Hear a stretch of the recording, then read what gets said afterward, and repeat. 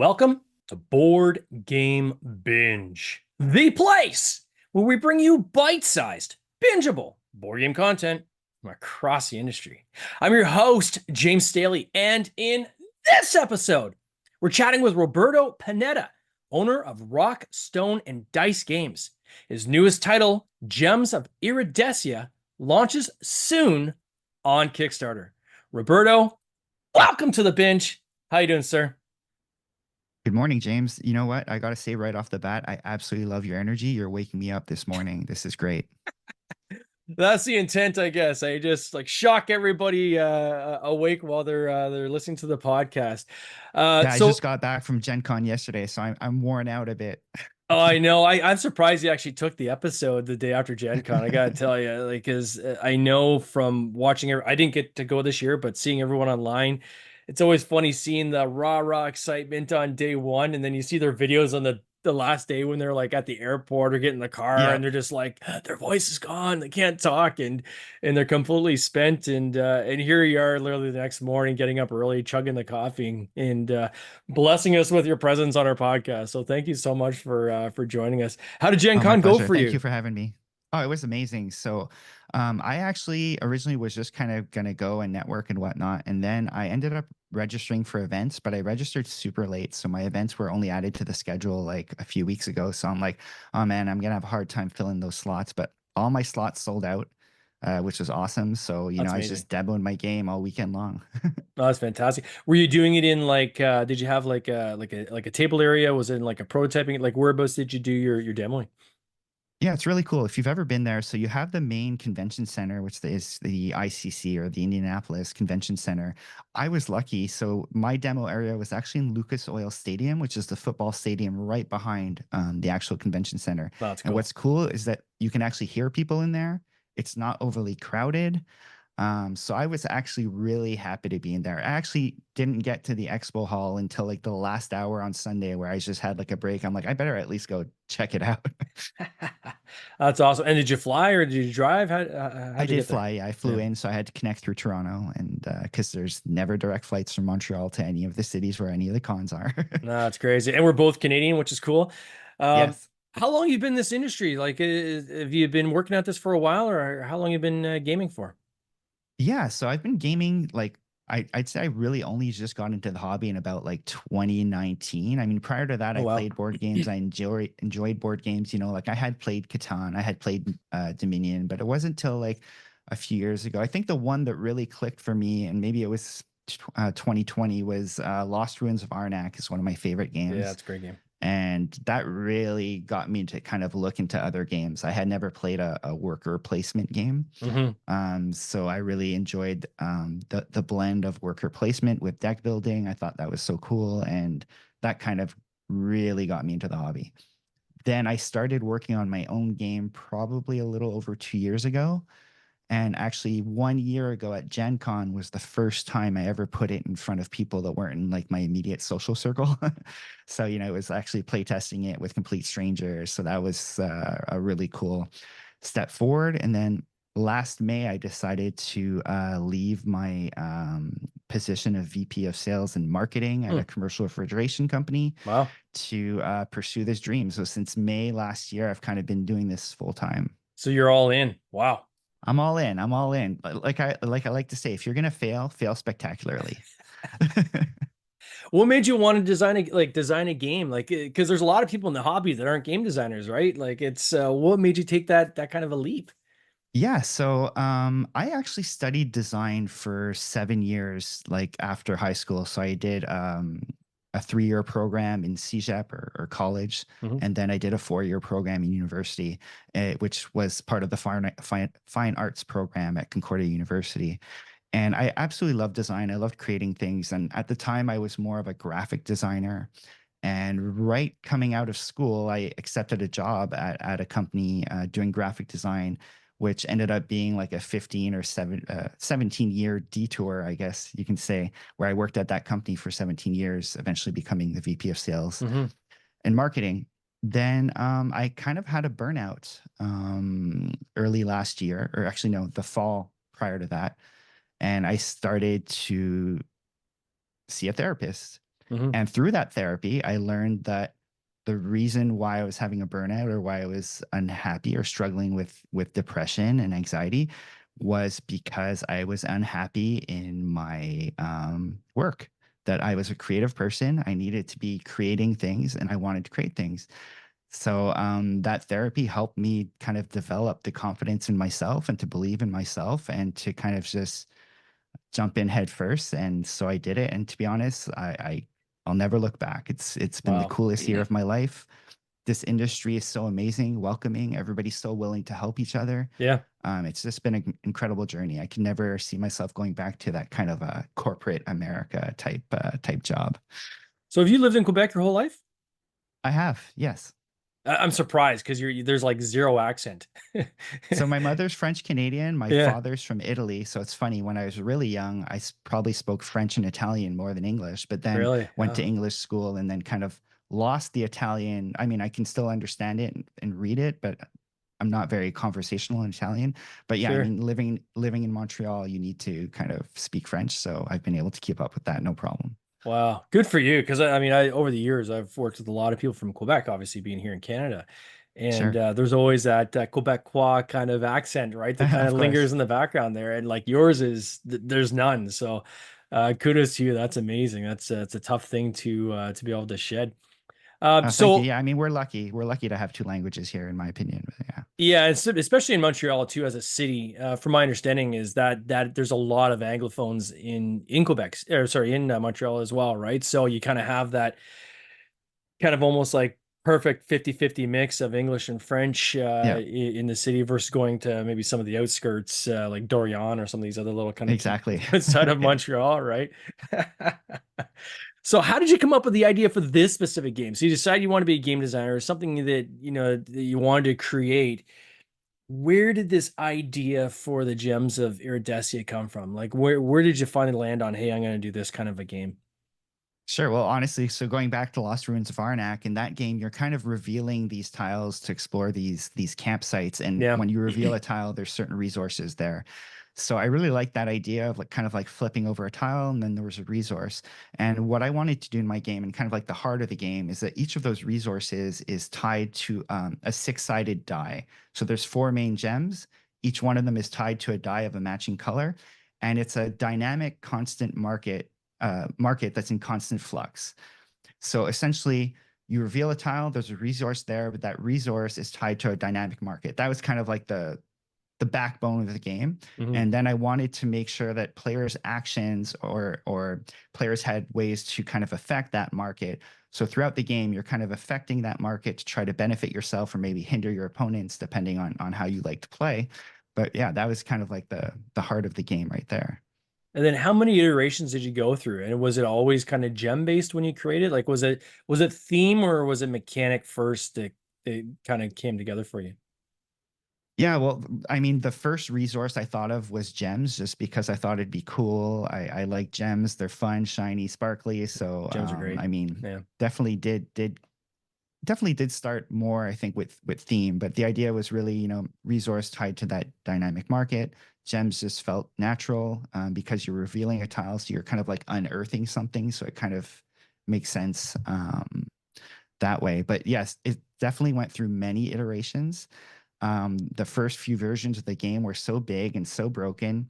And I'd say one of the coolest lessons I've learned as a designer working on this first game is early on in the process, I used to always try to fix a problem by adding something to the game. I Yeah. was like, oh, I can add this and it'll fix that problem. Then I was very lucky that I went to an event called Metatopia last year in New Jersey, which is all about playtesting. And I had a great session with Jonathan Gilmore, who's the designer of Dead of Winter.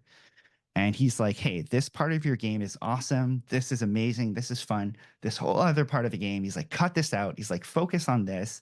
And it just made me realize, kind of the less is more. Usually, if there's a problem with your game, if you can solve it by removing something, it's a lot better than solving it by adding something. Oh, for So, sure. kind of learning to be more efficient that way. Yeah, that's great advice. And often when I'm working on games, I will when you're playtesting with people, right? And people are like, "Oh, I should do this and you should do that, you should do that." And I'm like, "Guys, we got to get the core down first." Yeah, but we should do this. And it's like, oh, we got to get the core down because if the core is not solid, it's kind of like this chain reaction of issues that kind of spring up, right? If you haven't got that kind of core fixed, and then you kind of incrementally add on. At least myself, that's how I like to design. Sure. Other people don't. Um, but this whole kind of concept of innovation through reduction, right? Of taking something Yep. complex and removing things and getting down to something maybe that is new and different. So it's super cool. I mean, when I was going through the visuals and saw the page, I'll give a shout out to Launchboom. You're using Launchboom on this campaign as well, Yes. showing on the screen for people that are watching on the playback or even live. Um, Visually, the game looks amazing. I signed up for there's a dollar VIP thing you have where you can get the expansion for free, the little mini expansion, which I think is really cool. But as soon as I saw the gems and the dice, I was like, oh my, and the meeples, I'm just like, I am in. This looks amazing. How long have you been kind of working on the launch boom aspect of this? Is this something that because it's pretty, I mean, obviously, and we're going to talk in a moment about kind of the timing of the launch because originally it was going to be today. But just kind of getting to where you're at in terms of all the materials you have on some of those splash pages. I mean, they're quite good, right? So how long has that process been for you? That's been long. So I actually started very early on in the process on the artwork. And it's funny. I went onto the Board Game Geek forums looking for an illustrator. There's kind of like this sub forum of Yep. people looking for work in the industry.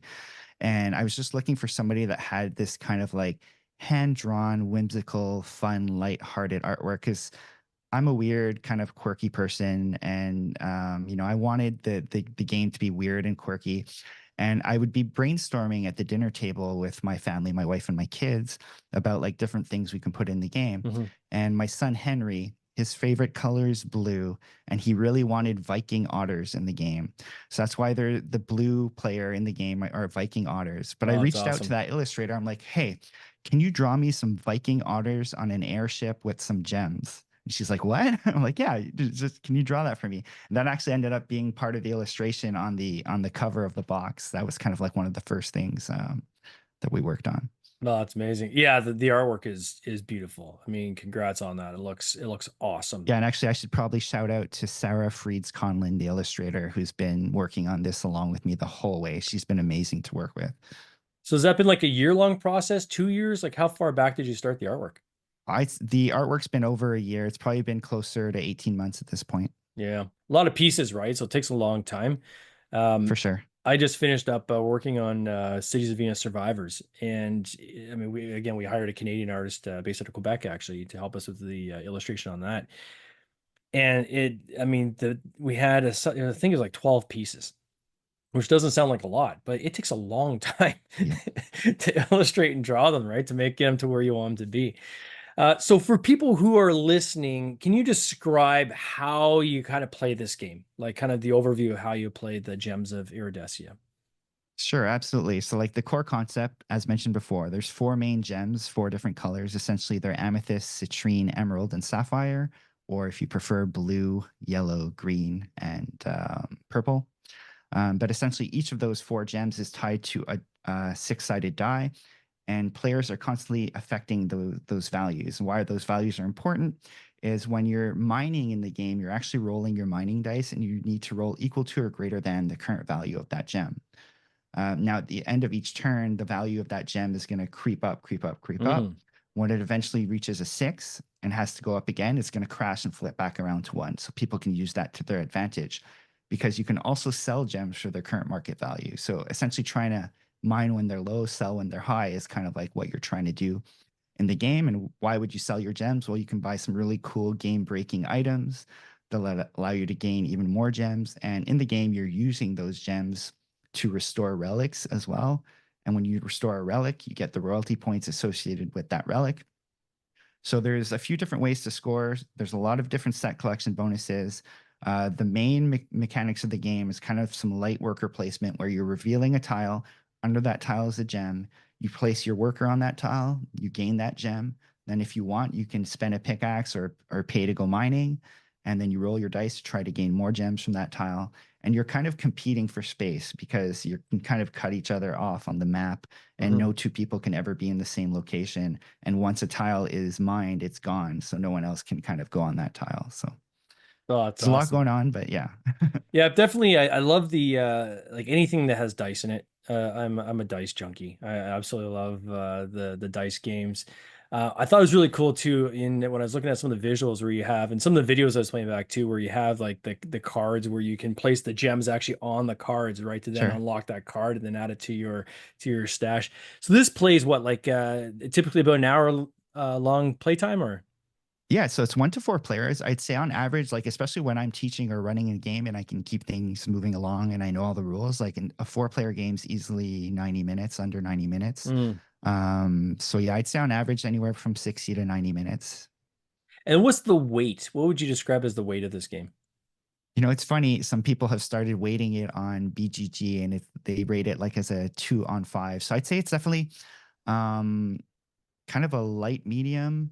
So I designed the game with hobby ambassadors in mind. Mm. And the reason for that is I did a great workshop with a video producer, the guy who did my video for the game, the video trailer, Ori Kagan. He Oh, you does this used really Ori? Ori's cool, great. yeah. He does this really cool workshop where you kind of try to describe and pinpoint who your super fan is.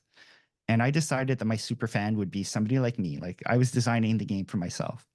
And I consider myself somewhat of a hobby ambassador because here in Montreal, we have a huge board game meetup group. We have like over 3,000 registered members. Now, there's only like a good, let's say 60 to 80 that are the regular people that show up week Yep. in, week out. But we have like 2 or 3 events per week, and I'm one of the hosts. So usually when I'm at one of the events, I'm often teaching games to new players. And so I wanted to create a game that was easy enough to teach and learn to a newer, less experienced player, but that has enough interesting choices and different ways to score and different things you can do in the game to keep, a more seasoned gamer like myself also interested in playing. So Yeah. everybody can kind of sit at the same table. And when you talk about dice, some people really don't like luck in games. They hate games that have dice or any sort of luck. I like there to be luck in the game as long as there's Yeah. different ways to mitigate that. So I made sure there's a lot of ways to mitigate that luck. But I like luck because it means that everybody at the table has a chance to win. It's not the smartest person that's going to win every time. It's not the best player that's going to win every time. Sure, if you have played before and your strategy is good, your likeliness of winning is definitely higher. Yeah. But somebody might just run into the right luck at the right time and maybe get those few points. It's going to make the difference between winning and losing. I have this debate with people all the time at prototyping events where you'll have other designers sit down with you, right? Or you'll have someone who's a hardcore gamer and they'll make a comment like that. Well, I don't like, there's a die in there, so there's, there's luck. I don't like that there's luck. And it's like, first, we're not curing cancer here. Like, who cares, guys? Like at the end of the day, right? Like we're just trying to have fun. And but secondly, it's like there's so many things, even if you get rid of dice and you put cards in the game, well, how those cards are shuffled, there's an element of luck there. Yep. How the card turns up on your turn versus someone else, there's an element of like, there's always going to be like, you cannot completely eliminate luck. And if you do, I think you're taking the accessibility of that game away from kind of a broader audience, right? And I'm totally with you. I Absolutely. like this term of hobby ambassador. I think I'm gonna steal that. I'm Yeah, gonna use that somewhere. I like that term. But it's like the gateway games, right? And it sounds like this is kind of like that gateway exactly. game, right? Where how do we get people into the hobby that it's a game that heavier players can play, but also lighter players can play and bring everybody together, right? And that for Exactly. me is what I get excited about in the hobby. And when I do local meetups and so forth, is how can I bring all these people together? People who are heavy gamers, people who are light gamers, and that's cool that you've achieved that with this game. I mean, congratulations. So Oh, thank you. you were originally planned to launch today on Kickstarter. You're not Yes. launching today, so let's talk a little bit about that. I want to hear kind of what happened. You still are taking the VIP kind of pledges, I guess, which are the Yep. be part of the VIP program, which gives you early access to things and deep discounts. But talk to me. So what happened? Why are you not launching today? Yeah, so I'm a little heartbroken, but there's definitely some silver lining to it. So we're ready to launch in terms of the game is done, the Kickstarter page is ready. Unfortunately, we received like a revised quote from the manufacturer a little under a week ago, and they doubled the price of the deluxe or the cost of the deluxe version of the game, which puts it out of the price where I think it needs to be for the deluxe version to be successful. So I need to just kind of sit down with them and work through that. And the challenge is because this happened last week and the whole industry, including myself, was at Gen Con, communication was very limited and very challenging. So I knew I wasn't going to be able to rectify the problem last week. So that's why I decided to postpone the launch until I can sort this out. So I'm pretty sure in the next 2 to 3 weeks, I'll be able to sort this out and then announce a new launch date or which will be very, very soon. Yeah, it happens. I think, and I always refer back to Jamie Stegmaier. I know he's mentioned in his blogs, but in his book, and that was one of the key pieces I took out of his book when I read that a few years ago, was that he said, if you delay your campaign, nothing bad is going to happen. If you launch before you're ready, or if you launch without all the kind of major issues figured out, lots of hurts coming your way, right? Yeah, And you are better off. And we always get these kind of timelines stuck in our head that we have to launch by such and such a date. It's just got to be, but it's a constraint you're putting on yourself, right? sure. Like whether you launch now or 4 weeks from now, the only difference is you're going to have a better launch, right? Right. And you're only going to be more ready. And I think more and more backers are starting to appreciate that because we have gone through a bit of a I guess a path here where we're seeing campaigns that are missing their delivery times significantly. Like there's a difference between missing by a couple weeks and like missing by a couple of years, right? I've got a couple games Right. I've backed that are like I don't know if I'll ever get them, right? They're a few years past. The difference between being true to the price that you've kind of launched on or coming back to your backers afterwards and asking for more money for shipping because Yeah. hey, the shipping costs when I didn't expect the shipping costs or I didn't do enough math up front to cover this off, so I need more money. So all these things really put a bad taste in people's mouths, and I think that it is discouraging, right? And I unfortunately it gets people kind of who are these kind of super backers, the ones that just, they love the hobby, they want the newest thing, they want to expand their collection, and you start seeing some of these super backers starting to fall off, right? And say, well, wait a second, I'm going to take a pause here. I'm not just going to do kind of that instant back anymore. I'm really going to do my research. I'm really going to investigate this individual and decide whether I want to support this or not. And often that makes it harder, especially for people who are first time, it's their first campaign, right? Their first game that they put out there. Unfortunately, it puts them on kind of the suspensive position where you got some people are saying, well, because it's their first game, can I really trust them, right? So being able to do the homework up front and get those reassurances figured out, I think just brings added confidence for those backers so that they feel good that when they back this, they're going to get the game. Well, This I'm glad you brought the idea of confidence up because so as a first time designer, one of the important things that I wanted to do going into this campaign is I wanted to make sure that my game was done, my production files are ready, so that when the campaign funds, all I have to do is place the order with the Yeah, manufacturer. Like it's not like, all right, thanks for supporting us. Now we're gonna develop this game over the next 2 years. Like, no, I spent the last 2 years developing. We've had our prototypes produced, so we know all our production files are good.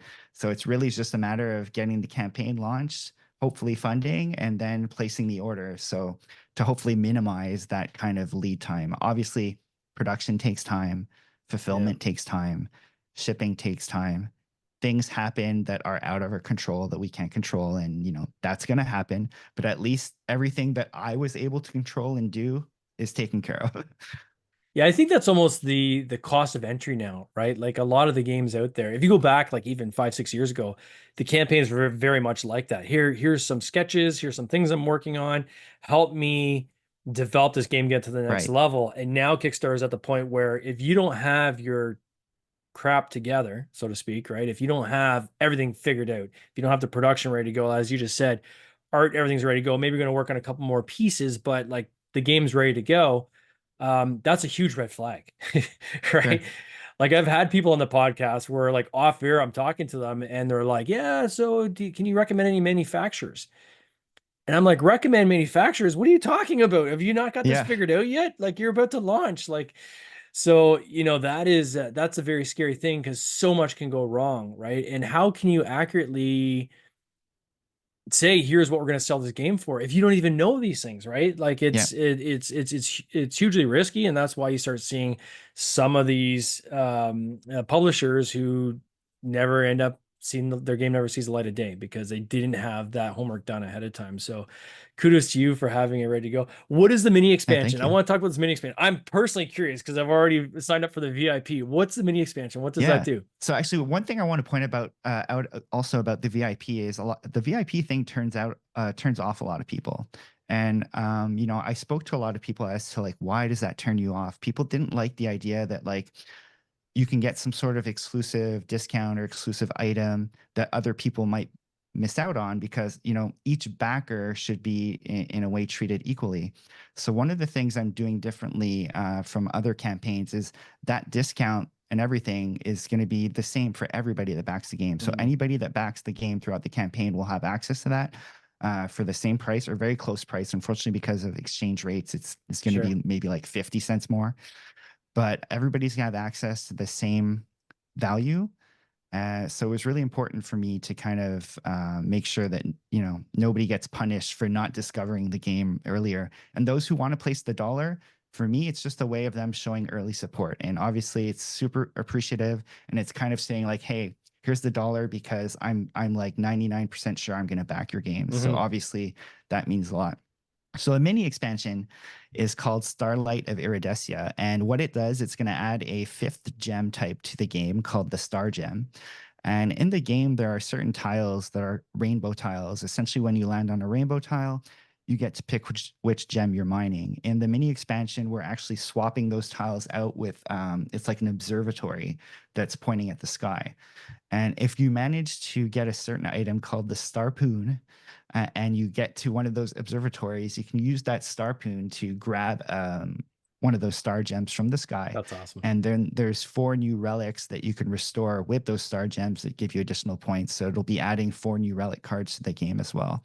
A fun thing about that Starpoon item for anybody that may have played the game or watched a playthrough video, the Starpoon item also allows you, if you don't use it in an observatory to catch a star gem, it allows you to steal a gem from an adjacent opponent. So that can be kind of fun too as well. Ooh, a little bit of take that. A little bit. So the game could be as mean as you want it to be. You don't have to be mean, but you can if you want. I never underestimate people's ability to make a game mean. So as a designer and like who's run like hundreds of demos of the game, my favorite groups or the people that seem to have the most fun are the ones that do actually go after each other, which is great. Start metagaming each other. What comes after this one? So what's the next, like, are you already, because you're in this now to win it, right? So are you already have it planned out kind of what the next game is and the game after that? And what does that timeline look for you? Yeah, I've got like 2.5 games on the back burner, and there's one that's kind of like the lead horse right now that is really the one I kind of want to jump on as soon as I can kind of like take a breather from Gems. I really thought I'd be able to like be doing both at the same time, but like running your own Kickstarter and getting everything ready for that it's a lot. It's a lot. And but I'm very excited. I'm hoping by this fall I'll be playtesting my next game, which I can't share too much about yet but it's coming soon. Well, for those who want to check out Gems of Iridescia, I am going to put a link to your splash page in the show notes so people can check it out there. When it launches, of course, if you type in Gems, it'll, I'm sure, pop up into the search feed as well. Roberto, I want to wish you all the best. I can't wait to see when this comes out. This is an instant back for me. This is totally up my alley in terms of the kind of games I love to bring to game night, and I can't just wait to see this thing come out, my friend. Thank you. As a first-time designer, that means the world to me. So I really, really appreciate it. Thank you so much. No worries, buddy. You take care. Cheers. Thanks.